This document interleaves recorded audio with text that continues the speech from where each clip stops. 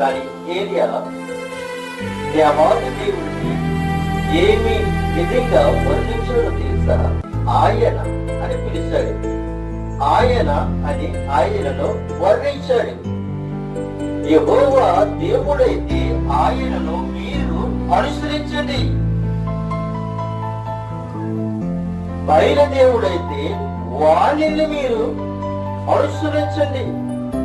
అంటే దేవునికి లోకములో ఎంత గౌరవం ఉంది, సాధారణ గారికి ఎంత అపచయం ఉందో ఇక్కడ ఈ వాక్యం ద్వారా, ఈ రెండు విషయాల ద్వారా మనకి తెలియపరుస్తున్నాడు.